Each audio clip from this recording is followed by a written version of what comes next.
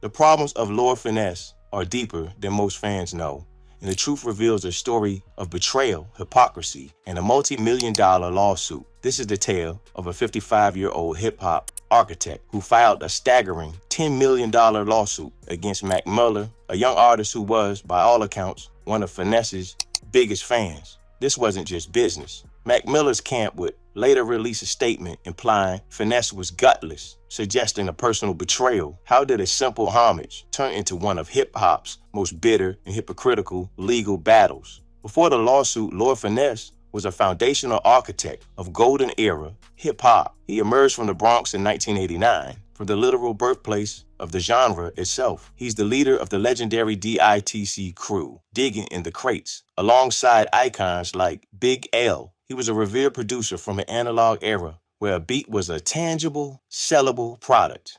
This old guard worldview is key to understanding what happened next. His 1990 debut album, Funky Technician, showcased production from future legends like DJ Premier and Diamond D. But Finesse himself was ranked among the top 50 hip-hop producers of all time. He mastered the EMU SP1200 sampler and treated his original beat-making floppy disks like precious masters. His entire career was forged in an analog, pre-internet era, defined by major record labels like Wild Pitch and Tommy Boy. It was a world of physical media and a value system where a beat was a copyrightable and sellable product. His entire framework was built on the value of intellectual property. This old guard worldview was on a direct collision course with the new digital economy of 2010. In 2010, Mac Miller was just an 18-year-old who represented the new buzz economy. He was an upstart from Pittsburgh who had signed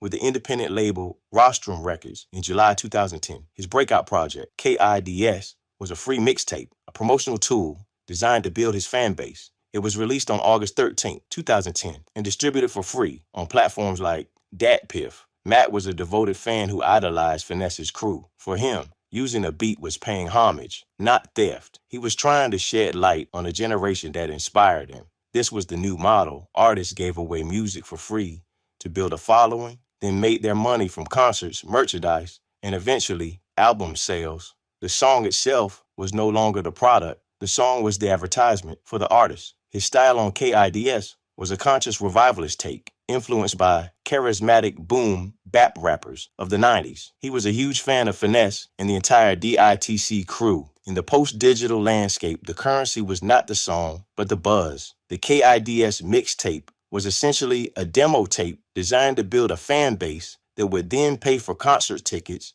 and his debut album, Blue Slide Park. This fundamental generational gap in understanding a beat's value was the true source of the feud. For Finesse, a beat was a finite product to be sold. For Mac, it was a cultural artifact to be shared. The track in question was called Kool-Aid and Frozen Pizza. Mac didn't just sample Finesse's 1995 classic Hip 2 Die Game. He took the entire instrumental and rapped his own lyrics over it. The relaxed, melodic beat became the backdrop for Mac's easy flow as he described the hot summer day. It was a relaxed kickback song where Miller's easy flow meandered over the production, describing a carefree spirit of adolescence. Mac's team argued they credited Finesse on the video and mixtape from the very beginning, but this exposed their misunderstanding. Attribution is not permission.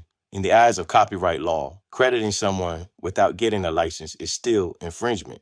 The case became a high-profile example for discussing proper attribution versus legal clearance. In July 2012, Finesse filed the $10 million lawsuit against Mac, his label Rostrum Records, and the mixtape site DatPiff. The lawsuit came after Finesse's legal team sent a cease and desist letter that was, they claim, ignored. The suit alleged copyright infringement and, crucially, unjust enrichment. Finesse's lawyer argued that Mac's free song got 24 million YouTube views and directly led to his #1 debut album, Blue Slide Park, which became the first independently distributed debut to top the charts since 1995. They claim Finesse's beat built Mac's career, and he was cut out of the profits. The free mixtape had been downloaded over 500,000 times from DatPiff alone. That kind of exposure was worth real money. Lord Finesse quickly took to Twitter to justify his legal action. He tweeted that mixtapes are one thing, but you can't take someone else's entire song, shoot a music video, and call it your own. This was the crux of his legal argument. But Mac's team argued the song was never sold, and Finesse had known about it for a long time. They said Rostrum never distributed Kool-Aid and frozen pizza for sale on iTunes and consistently policed digital retailers to stop pirates from selling it. So who do you think was in the right here? Was Finesse protecting his property, or was this just a cash grab? Let me know your thoughts in the comments. And if you're enjoying this story, make sure to subscribe for more hip-hop deep dives. Rostrum Records fired back hard. They claim Finesse never objected when Mac was unknown but sued for a bag once Mac was successful. The label released a formal statement saying Lord Finesse had known about Kool-Aid and frozen pizza for a long time and never objected to the use. For some reason, he had very recently changed his mind. This painted Finesse as an opportunist who waited for the perfect moment to strike. The implication was clear. Finesse was cool with the song when there was no money to be made. But once Mac became a star, suddenly it was a problem. This was a direct counterattack, reframing the lawsuit not as a righteous defense of intellectual property, but as an opportunistic cash grab. Mac Miller himself took to Twitter against his team's advice. He said he was supposed to be on hush, but he couldn't stay silent. He said he made that record as nothing more than an 18-year-old kid who wanted to pay homage. He thanked Finesse for bringing his favorite rapper, Big L, into the game. Then Mac dropped the bombshell that defined the personal betrayal at the heart of this feud. He claimed he and Finesse had spoken on the phone for an hour after the song came out and cleared the air. They even planned to work on music together. This public claim, if true, made Finesse's lawsuit look like a complete personal betrayal. It wasn't just business. It was a direct stab in the back to a young fan who thought he had made peace with his idol. Mac later said he thought Finesse got mad that he told people they talked. What Mac saw as two artists clearing the air became a public violation of a private conversation in the middle of a multi-million-dollar legal dispute. This was the feud ignition moment. The claim meant Finesse's lawsuit was a direct and personal betrayal of a good faith understanding between an elder statesman and a young fan. The public relations war got worse for Finesse when a crucial detail about his original track emerged. Lord Finesse's 1995 Hip 2-Day Game instrumental is itself a sample, built from the melodic loop of Dream of You, a 1971 song by jazz pianist Oscar Peterson.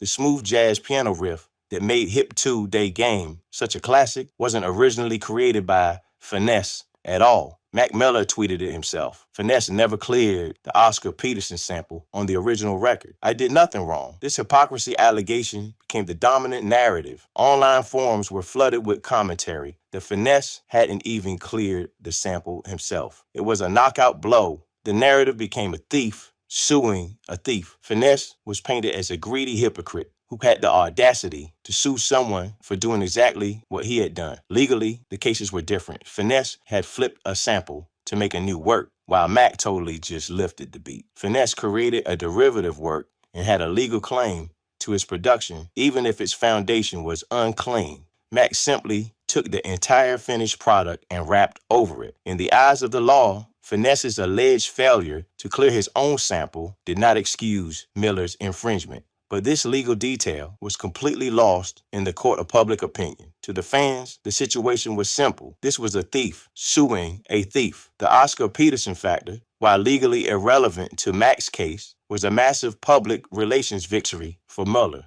It permanently damaged Finesse's standing and made him look like a complete hypocrite. The feud ended quietly in December 2012, settled out of court. The terms were and remain undisclosed. The Kool-Aid and frozen pizza music video was removed from Mac's channel. A gag order was clearly in place. Mac later said he was actually legally not allowed to say anything about what happened, other than that it had been resolved and they didn't go to trial. The $10 million figure had served its purpose as a high-stakes negotiating tactic. After the settlement, Finesse began a de-escalation tour to repair his public image. In multiple interviews, he insisted repeatedly that he had no beef with Mac Miller. He repeatedly clarified that the dispute was a business matter, not a personal vendetta. He even tried to smooth things over, calling Mac a cool dude and saying he'd still be open to collaborating in the future. He wanted to do what a record with Mac and saw it as a possibility. Further down the line, Mac Miller confirmed this post-feud civility.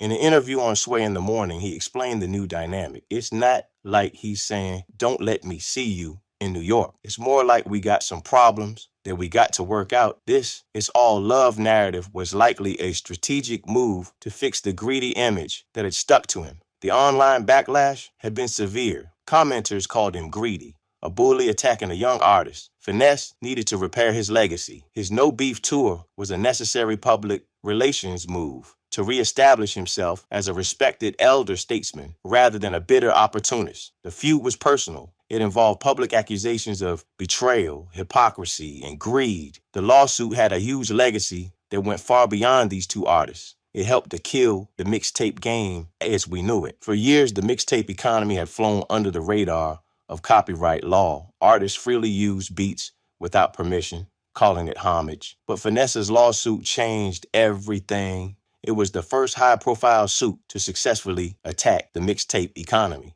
It sent a shockwave through the industry. The case legally established that the term mixtape can't be used to cast away copyright liability. It was a harsh education for a generation of artists, forcing them to understand that homage now came with a price tag. Without authorization, there is really no situation in which you can sample legally without the worry of a lawsuit. The lawsuit asked a critical question. Did buzz and views have a tangible, suable dollar value? Finesse said they did, and the settlement proved him right. Mac Miller himself captured the chilling effect of this legal precedent on the next generation. He said that it might make a kid who wants to be an MC think twice. Now they can't even rhyme over an instrumental. How are they going to pay for beats? He couldn't pay for beats back then. That was his only option. The lawsuit exposed the financial reality that the real money in music was no longer in album sales, but in the shows, performances, and buzz built off the music. If a free song could garner 24 million views, launch a #1 album, and build a lucrative touring career, what was that free song worth? That was the question at the heart of everything. The ultimate irony is in who won. Lord Finesse won his legal battle and successfully defended his intellectual property. He received an undisclosed settlement, but in the court of public opinion and cultural history, he arguably lost. The feud cemented Mac Miller's narrative as the young, carefree fan paying homage, while casting Finesse as greedy and opportunistic. Finesse's lawsuit, intended to reassert his ownership over Hip 2, Day Game, had the unintended consequence of permanently associating the classic beat with Mac Miller for an entire new generation. In the end, Lord Finesse protected his intellectual property, but the hypocrisy narrative and the betrayal of a young fan damaged his legacy. Do you think it was a necessary business move, or did he go too far? What do you remember about this feud? Let us know, and thanks for watching.